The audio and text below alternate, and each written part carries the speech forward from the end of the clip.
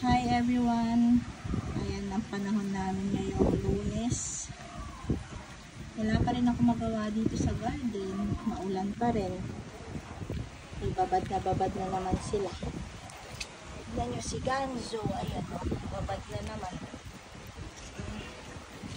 Hindi ko na naripat itong mga to. Ayan o. Manas na sila. Magang magana ang tataba. Taba-taba nito ni Purple Delight.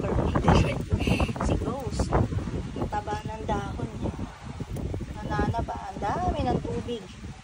Ito din oh. Dami ng tubig. Hindi ko na nga natanggal itong mga dahon dito kasi legi siya eh. Ayan oh. Gusto ko sanang tanggalin yung mga dahon para ito na lang yung matitira. Para hindi malalaki yung space. Eh kaso maulan. Tsaka pinapamature ko pa yung stem bago ko tanggalin. Yun ang balak ko. Kaya ganyan pa rin yung itsura niya. Ayan ang aking mga Purple Delight. Taba ng nag-blur. Ayan ang taba ng stem ni Purple Delight. Wala akong balak yan putulin. Inuulan-ulan pa din. Ay, kailan na ang araw. But this is life. Ito ang buhay ng mga naka-rain or shine. Babad. Ano bang gagawin ko? Si ice plant. Favorite niya yan ang ulan. Pag ginahawakan ko siya, ang tigas na. Yan o. Ito parang ireripat ko na naman yung haba o. Ito mga cuttings lang to. Yan, mga propa. Ganda na oh. Yan sila.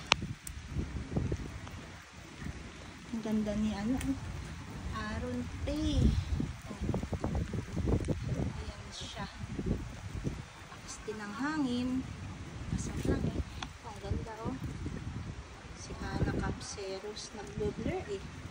Nag-blur yung ko. Camera. Ito naman si Mule. Basang-basa si Mule. Ganon din naman si, anong pangalan nito? Missing You. Dahil lagi ko nakakalimutan ng pangalan ni Missing You. Ayan. Si Orion, nagtatago.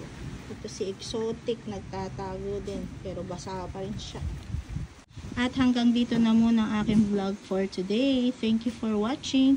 Mula sa aking inuulan na namang succulent garden. Happy planting, happy gardening sa ating lahat. Until next time, bye!